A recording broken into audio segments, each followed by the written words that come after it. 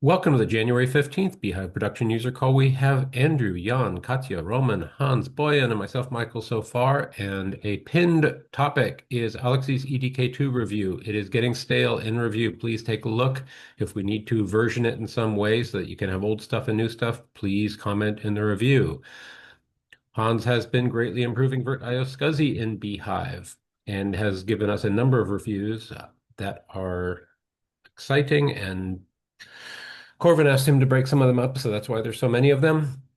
And Hans, do you have any news relating to your CPU ID work? Well, I'm working on it.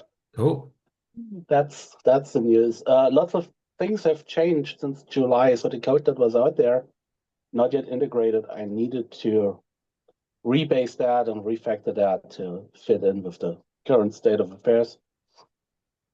I've do you, spotted another kernel change from Illumas, and then I will move on to implement more of the user space bits that we were talking about in the okay. past, making this easier to use, Do you know automatize what it. new feature forced the rebase? What, No, it's not really a new just feature. housekeeping? Mark was splitting the headers, and he split them in a way that's different from the way Illuma split them. Okay, But maybe I will port the way Illumas did got it. just as well. Because in FreeBSD, you've done a lot of work to split the things that are architecture specific. And the Illuma side, supporting only one architecture, Hmm. for bhyve at least, um, they have split it in a way to make the distinction between the kernel bits and the user space bits more clear. It was one of the first things Oxide did Got it. when they started. And I think that would be useful to have just to ease porting, but that's not something I'm currently working on. It's Got it. Cool. Thank you for that. And who is the anonymous gerbil that kindly pointed out that the EDK2 review appears to have been approved? And it has really weird formatting. It has brutal formatting, but I won't even mess with it. Thank you, person who added that. You are an anonymous skunk. Thank you, skunk. Yeah, that's actually was me. Cool. Thank you so much for that. We will get to this in a sec. Roman, do you have updates on libvirt? Not specifically on libvirt, but I'm trying my ARM64 and bhyve adventures. And Okay. unfortunately, so I got this Quartz 64 board and it does support Geek with 3, but for some reason, bhyve doesn't work on that. So I have posted some questions just maybe 10 minutes before the call. So maybe someone will have some ideas what's wrong there. But What's the exact name of the board? Quark 64? it's Quartz 64 TZ? model Okay. Like TZ, yeah, Quartz. Okay. And then other model?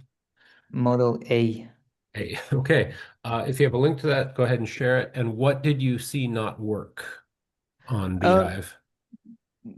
so the VMM model loads, but it complains that it cannot attach the gig. I'm not really sure yet what it is. It looks like some virtual device, probably. So that's where I stopped my experiment so far. Cool. And where did you post those observations and questions? On the virtualization mailing list. Got it. Thank you. Awesome. Vert mailing list. Okay. I have a tiny bit of news that I was hoping would be much bigger news. I do have a minis forum, MSR1, I believe it's called, and it would load bhyve, but it would freeze the whole system. XFCE worked right out of the box, and it's been running a memory test for about 23 hours and 5 minutes. So I just wanted to rule that out. So that should finish in the next few hours, and I will report back. That's exciting. It supports like U.2 storage. It has two M.2 devices, and it's 10 gig Ethernet. None of the NICs are supported by FreeBSD out of the box, or at least 15. Have a nice day. Um, Thank you for that note of the IPC code change, Jan. I will even give you credit for that because did I go somewhere funny? And right after the last call, there was a commit about adding the Unix domain socket support for the RFB. Jan, do you know anything about that commit?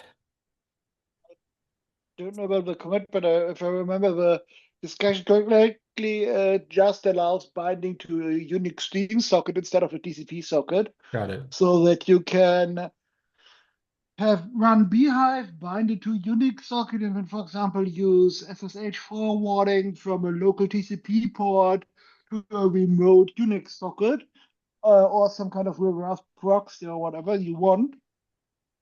What's nice about this is that it means you're not exposing VNC to untrusted networks, because Yeah, you can have sorry. some kind of encrypted proxy to your Unix socket.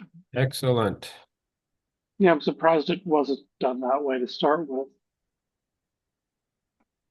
I understand why it was done over TCP initially.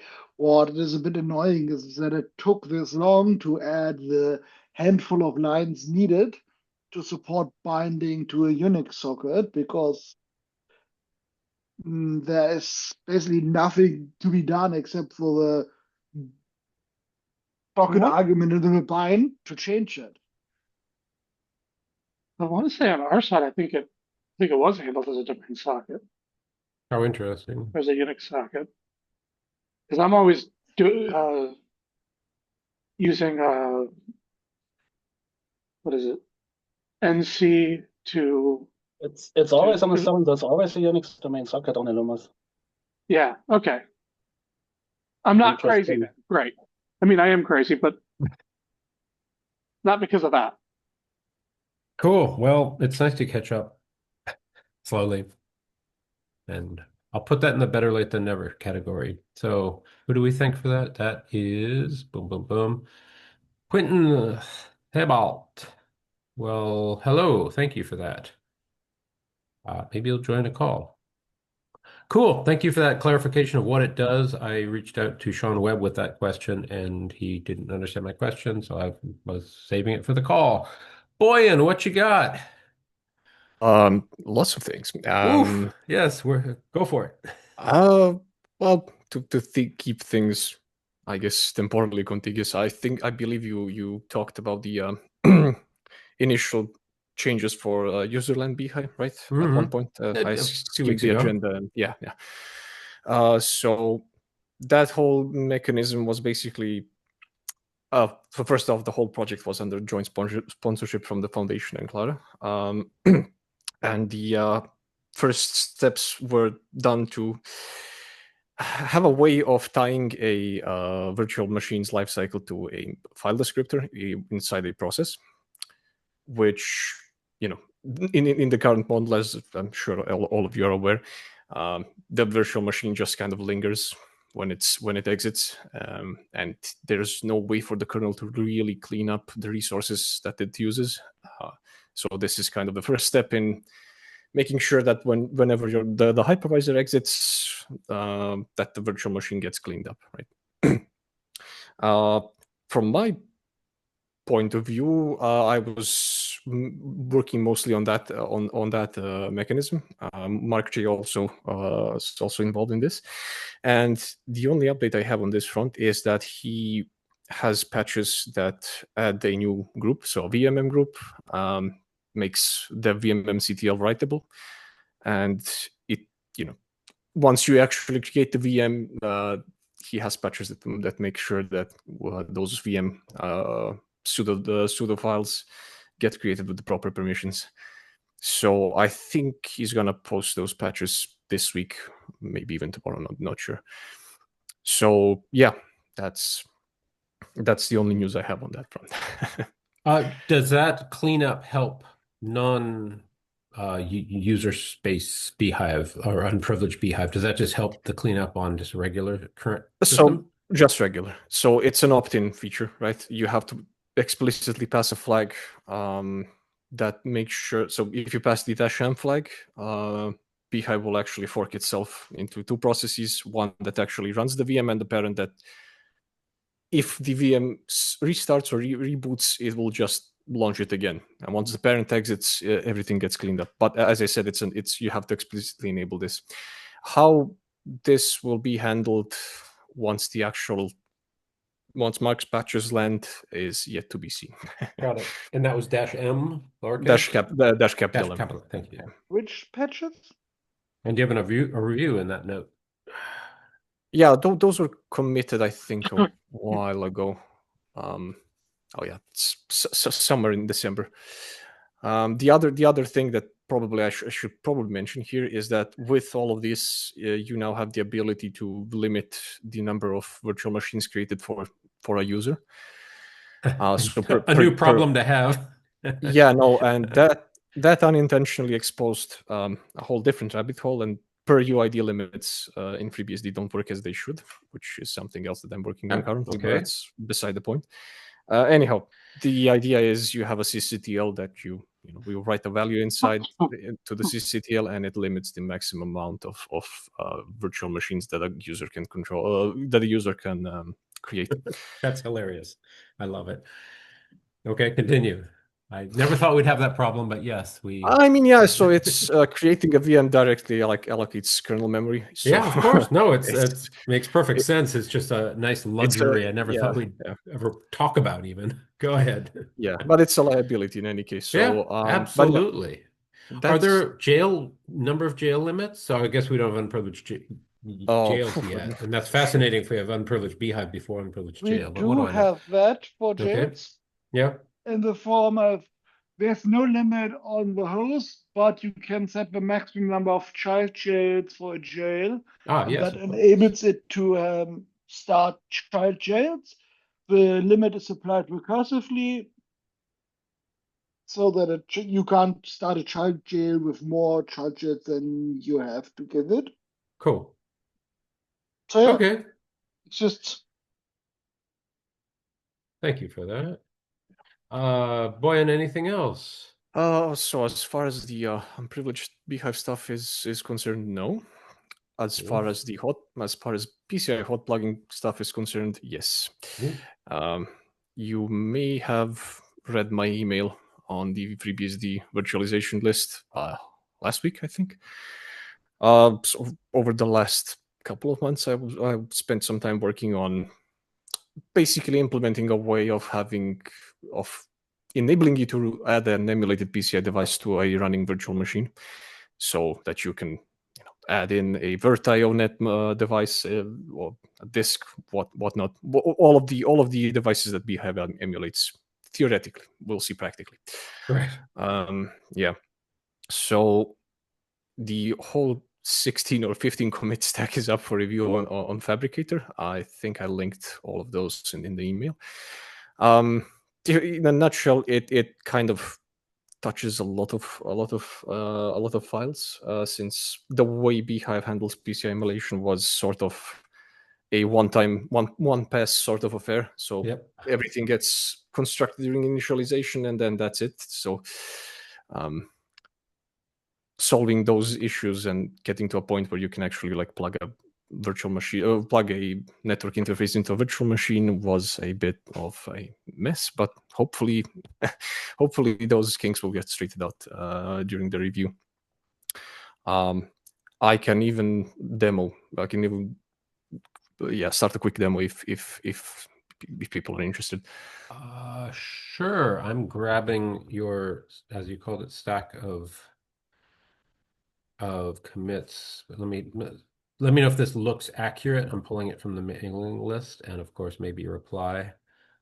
Does that sound like them? Yeah, that's it. That's cool. it. More or less, yeah. Great. So yeah, if you want to give a demo, I'm sure we'd love to have a demo. Sure. I can find my I will have to trample over your screen. I've clobbered it. Is this it? No, this is and of course, Katya, if you have topics, drop them in the chat. If you have any questions, don't hesitate. So can you zoom in? Yes. Zoom in? Sure, no problem. And it completely fell apart. Okay, so This is just an ordinary Linux VM, LSPCI, I think. No. Yeah. You had an extra. So nothing special. If I do this, all of a sudden it picked up Like a new magic. device. Okay. Yeah, it is black magic. Like all of a sudden Love it it. picks up a new device, and let me just make sure that I have actually added this to the bridge. So -a, and I think it picked up it picked up a address. Wow. And just to make sure that I'm not fibbing, it works. So there's also the I think in the initial commit stack only 2 devices have been added to or converted to be hot pluggable. Networking ones, I guess TAP and E1000, it looks like. Okay. Well, Yeah. hey, cool. Those 2. Okay, so this one got picked up as well. LSPCI shows that the controller is there. And yeah, that's, a lot of talk for something, that looks unimpressive. But anyhow, this is just the first initial review stack. Just added the only 2 network devices we have with the corresponding backends. I didn't want to overcommit since I'm sure there will be some design flaws that I didn't account for. So once the patch series lands, I will start slowly converting the other devices. Probably the disk controllers next to. Sure. So that's awesome. And how is the guest support? It's obviously Linux, and is that recent? Is that well established? Oh no. So FreeBSD supports this as well. So that's my next question. You took it out of my mouth. No, Yes, no. Okay. The standard itself is fairly ancient. I think. So it's ACPI based or ACPI, whichever pronunciation you prefer. Sure. So the protocol itself uses ACPI tables to just inject an interrupt into the host and basically forces it to rescan its PCI bus and to pick up the new device. So the support for this was added back in FreeBSD, at least, was added back in 2007. So we're good. Got it. Any modern operating system is probably good. Are people using that is that like the foundation for either hot pluggable other devices? I mean, is it well proven outside of bhyve is my question? Oh, yeah. So QEMU has a whole host of hot plugging mechanisms. This one is included. So got it. So yeah, it's a well-established thing. So yeah, you see where I'm headed with that. Like, oh, here's this great new thing, but it's fragile and no one's really no. So awesome. This also sort of paves the way for having CPU and memory hot plugging in the hypervisor as well. Okay, but that's a half a year from now thing to talk about. Jan has a question about how that relates to virtio-scsi. Like, do we get? I think the notifications were always a problem. Like, it had the infrastructure, but it didn't have the notification infrastructure. Right. It's not a question for Bojan, because for I don't think he touched that part of the code. Okay. The question for him would be, how well do guests support unplugging the hot devices? Sorry. Sorry. Yeah, that's the next operation. So yeah, they support it,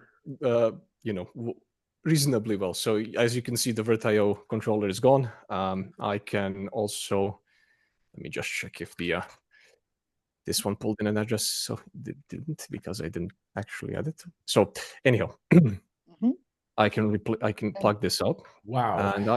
And I can also, if you just to make sure that we're robust enough, see if it picked up an address. Yes, it did. So let me start pinging stuff. And I can just sort of rip it out while it's working, and nothing locks up. Didn't panic. Okay, nice. No. So yeah, sorry, that's the other part of the site.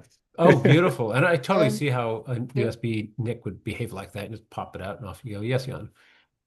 Can you hot plug other device types already?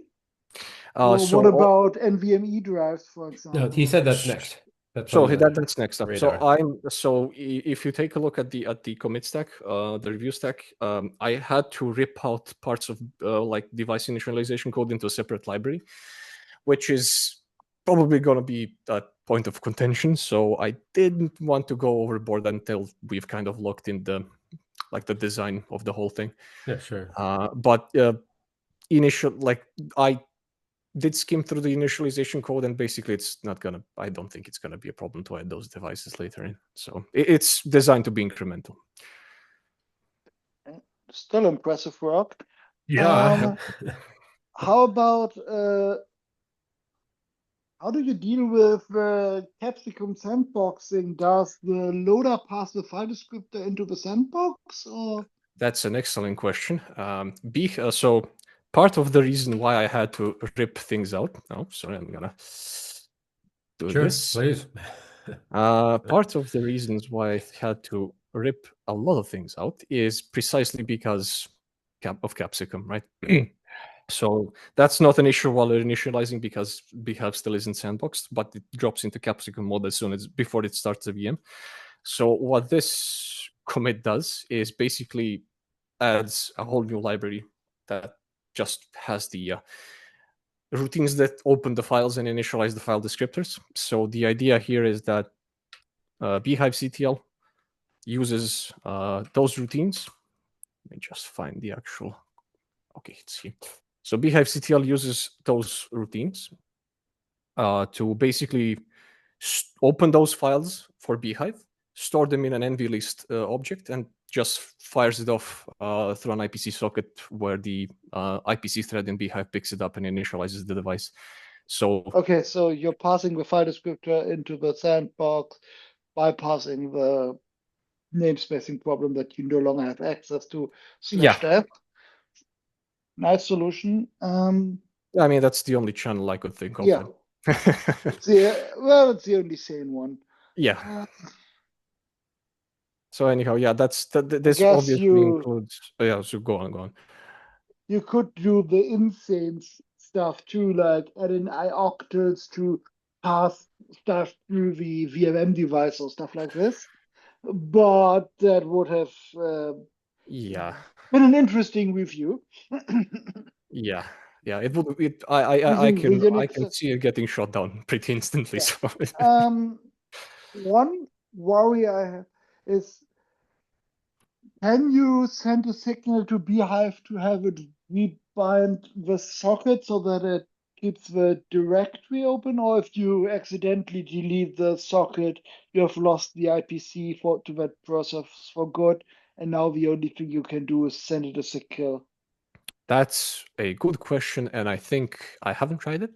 I assume it's the latter scenario, that it's just which is a default thing that for resilience purposes, because rebooting an important virtual machine is kind of annoying and users are fallible.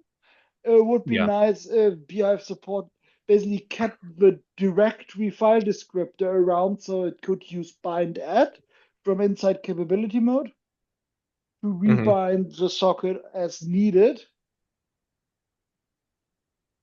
Okay. It would, yeah. Thank you for that. For noting that, I have noted it and I will address it. So I don't know which signal would be best to use to kind of rebind the socket. Probably sig hub if it doesn't have a meaning which conflicts with that other than that user 1 or 2. Yeah, or I guess maybe we can track it with a. Maybe we can do file monitoring and just reopen it if it disappears. Yeah, you could do it with K. You easily. You just you don't even have to use because you have a file descriptor open. Q is enough. You don't need iNotify. Yeah, exactly. Okay, thanks. I will address that. I don't know what you would have to do. Oh, because you can't do a normal open on the socket to get the. I don't know if you can use the vnode filter type on a socket. So maybe you can open the socket with an I/O path only, or what it's called. Oh, that's annoying. Ah, Yeah. But I'll make sure there's something in place to at least try Yeah, to address it. this kind of please unload the foot gun after the fact would be nice. Yeah. But it is under nice to have, not an expected usage after all. Yeah. cool. Anything else in Boyan's department? No, so that's about it. One Fantastic. interesting use for the infrastructure you have put in place, in my opinion, would be the option to replace standard I/O, so that if you have bhyve running, you can kind of inject a new TTY or pipe Mhm. or socket as the default console. That could make stuff like slightly a lot easier to implement, so that you don't have to go through a virtual null modem device. Yeah, so I guess hot plugging the LPC device could also No, work. the device just the file descriptor for input and output. Mhm.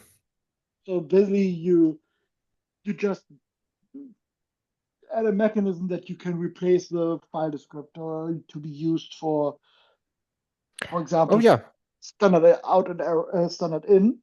yeah. So Receive file descriptor, then drop it to the right file descriptor number with dub2, and it could just work. yeah. So just Bit to hacky. sort of expand on your point, the other thing that this sort of kind of opens the door for is basically a whole protocol for interacting with the VM. So something similar to what QEMU has. I think it's called the QEMU machine protocol. It's a JSON protocol. This one's an NV list, but yeah. We technically have what you need for that in the form of virtio console. Mhm. If you give the virtio console port the right name, the QEMU guest agent will just see that the device exists and use it. It doesn't do any other validation that it runs under QEMU.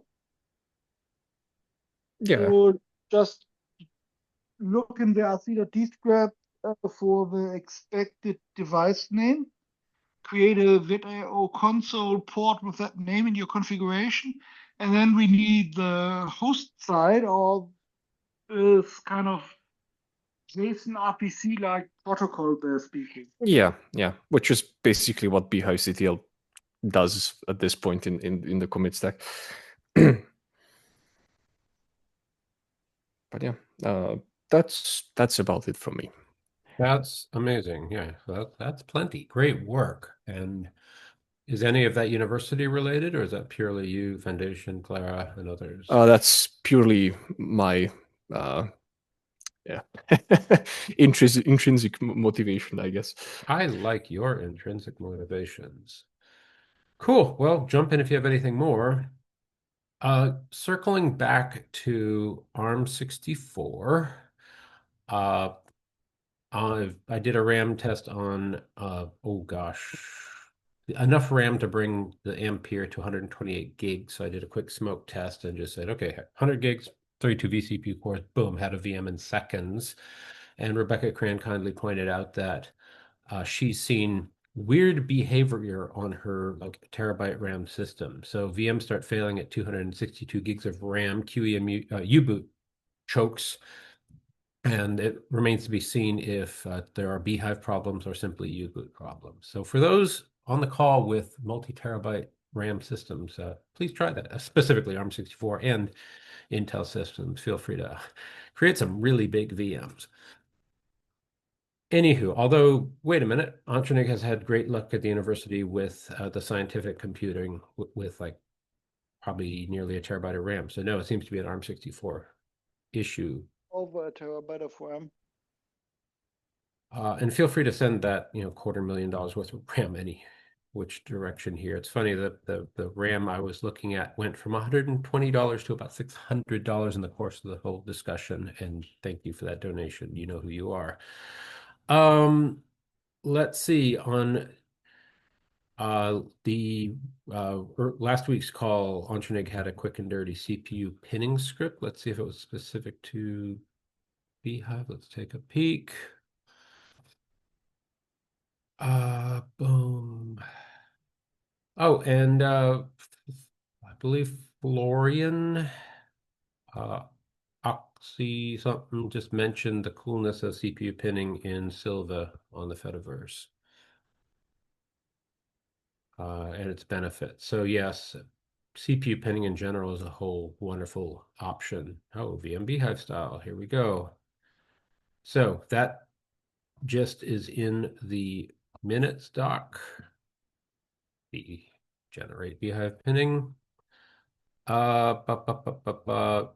Jan, quoting you, a daemon that reads the CPU topology via syscontrol and the option of removing it from the default set and unloading it. Any thoughts there? Is that just looking ahead to what we can do with pinning? So with the Oh, existing user interface, whether directly on the CLI or through a config file or through a web interface, all of them expect the user to manually pick which host logical CPU to pin. And it would be really nice if you could just say, I want 4-pin CPUs used just for this guest.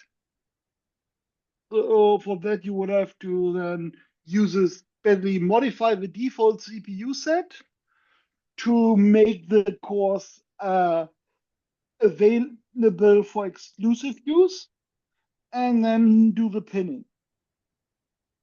So it would be really nice if you had some kind of even you could connect to, and if you drop the connection, your CPU set gets destroyed, and yeah, the CPUs become available again, so that you don't have to always remember to clean up. You just right. accidentally drop the file descriptor to the connection into your bhyve process, and if it dies, it dies, and on restart, it restarts. Okay, this does not play nice with the internal restart wrapper, underworld. But if you have some kind of external launcher where you can always go through this, establish a connection, and then exec into bhyve, it would work well with that. What current familiar mechanism in the system might that look like, if that makes sense? Like, oh, it will feel like the way you allocate something. There is nothing really Nothing like like it? Okay, so we'd have to come up with a new convention. Is Not it really. accurate The to say we have convention a would be fairly simple.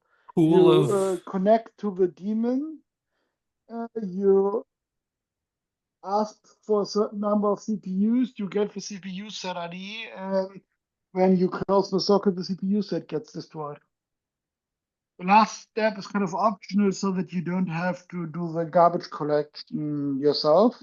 You could also make it just a command line interface where you have to, where the reservation is persistent. Boyan, Hans, any thoughts on that whole notion? Would that help you? We have so many interprocess communication mechanisms you could use, or should I say app use for this. Does QEMU-KVM do this? Not that I know.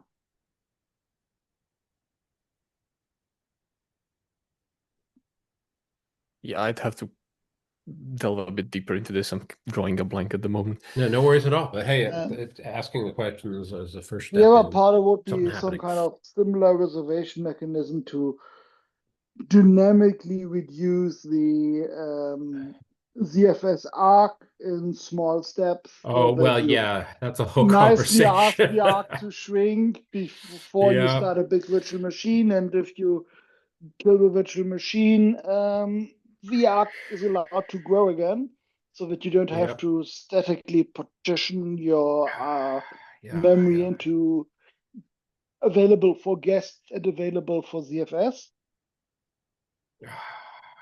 which of course it's like just one line you have to know to set to the correct value, which you just also have to guesstimate.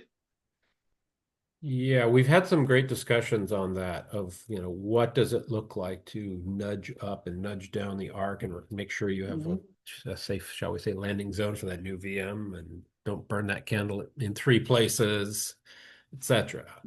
Yeah, and the annoying part is that even if you burn the candle from birth, and as long as you start a virtual machine with pinned memory, it will just take a while, and then Yeah. once the arc has shrunk sufficiently, it will keep running.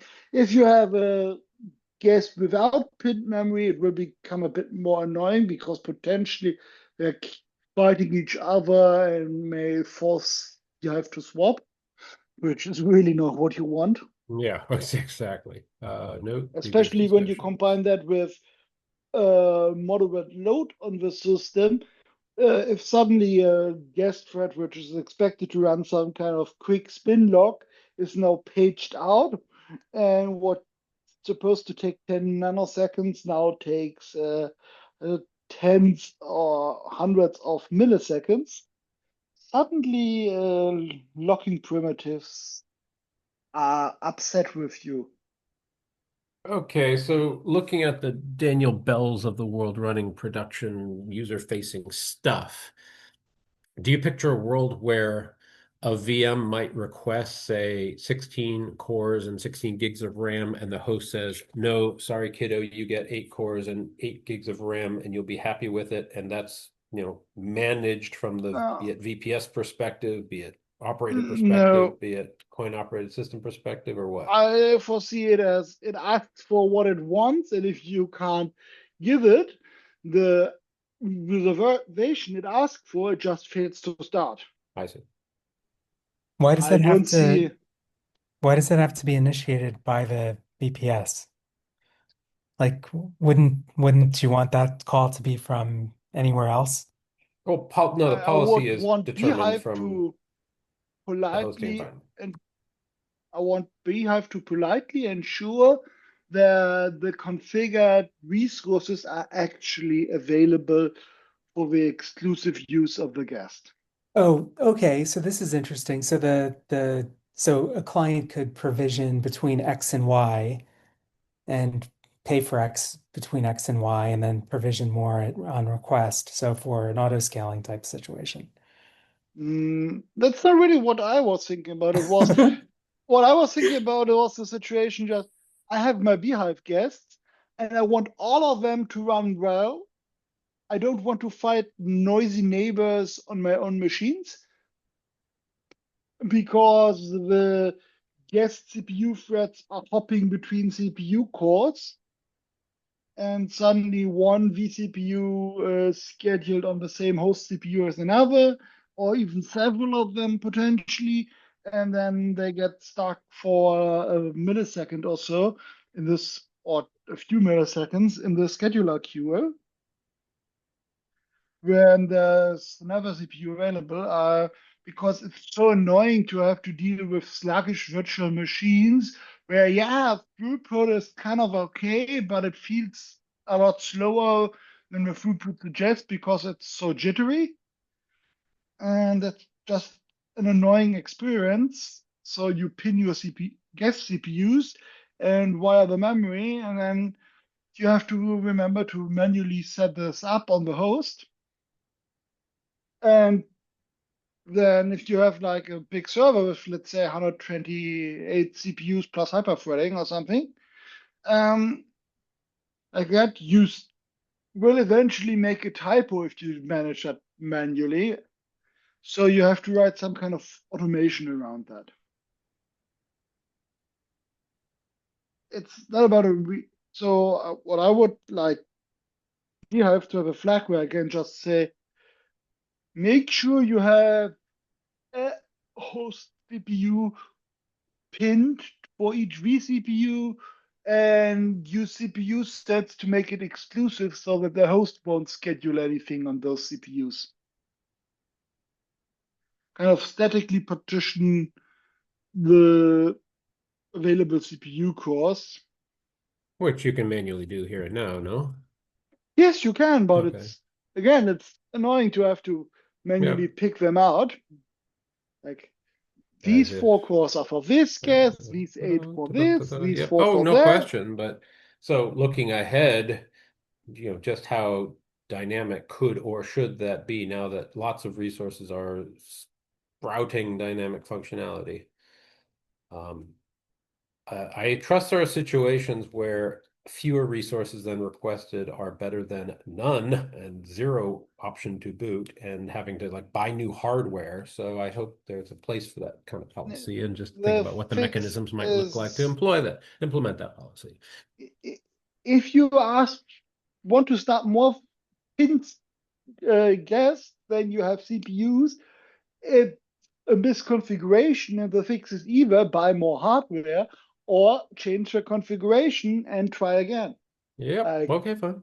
Okay, these Fine. VMs now run with 6 instead of 8 vCPUs, and now everyone has enough pin CPUs available again.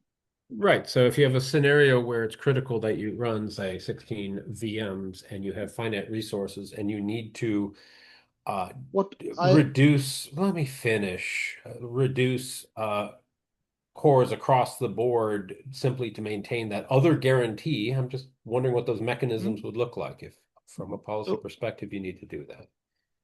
What I would really detest to experience is it try to silently fail without reporting an error once I overload the system, because that's just a horrible user experience to have. Your reservation systems you use to ensure responsive behavior and fairness between guests to fall over the moment you ask for more resources than available. I thought earlier you said that a hard failure to start is the correct behavior if you don't have Yes, the desired but just resources. having it magically decide that, oh, you want to have 8 pin CPUs, but you have just 6, so I'm going to pin 2 to the same host CPU, or some corruption like that would be I'd say corruption like that. Okay. yeah, So would be a failure of the whole feature and not a good way to silently handle overloads, because you can't. okay. And what if there's a notion of a min-max? I must have this many pin CPUs to function. I'd like to have this many. Give me what you That can. would be I'll go from fine. there. It would be a bit, the usual problem with over delivering on SLAs. People eventually hold you to what you have historically provided, not what you're actually promising them. Well, isn't that the MSP model, is to promise everyone everything and pray they never use it? I don't know. Anyway, going down the list. Katya, I don't know if you're a fly on the wall, if you have anything to add or ask, but you are absolutely welcome to join in. Thank you, Boyne, for that update. That is really, really cool. Daniel, do you have any new topics or questions or fun ones? A lot of muted people. So talking to myself, thank you, Hans, for that exciting development. And thank you, Jan, for pointing out that, for example, the EDK2 patch finally made it. All that crying and yelling from the clock tower finally worked. Andrew, keep us posted on the Windows. It's sad, but the whole Windows device performance, that was an eye-opener that the NVMe driver might not truly be used unless you force it. And otherwise, it's just falling back to SCSI. Yeah, just to clarify, since I don't think we officially got that in the recording, right. What's being talked about is that Server 2025 and Windows 11 include a driver that has to be enabled in through a registry change that will not route everything through the SCSI subsystem. And it's supposed to result in something like an 80% performance improvement. At least 80% more IOPS. Yeah, right. Thanks to the multi-queue support. So Windows 11, there you go. Oh my gosh. Yep. Well, I I'm haven't glad tested someone this, noticed that, but yeah, sure. but I will be at some point. Wow, that's a whole lot of empty ad space. There it goes. It loaded. Story NVMe. Cool. Thank you for pointing that out.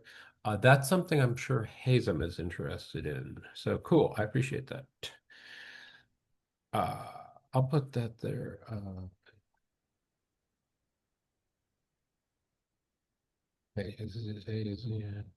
Okay.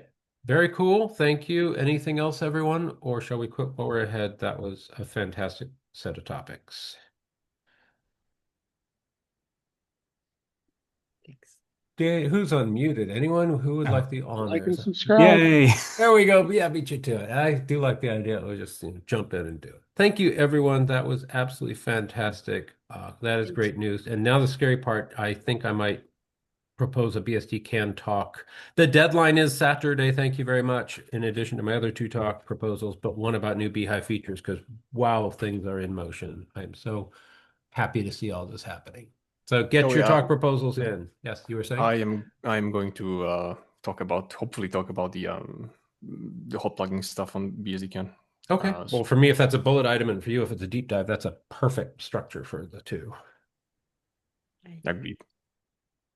Awesome. Thank you, everyone. Have a great week and weekend. Yeah, thank you. Bye. See you guys next week. Bye.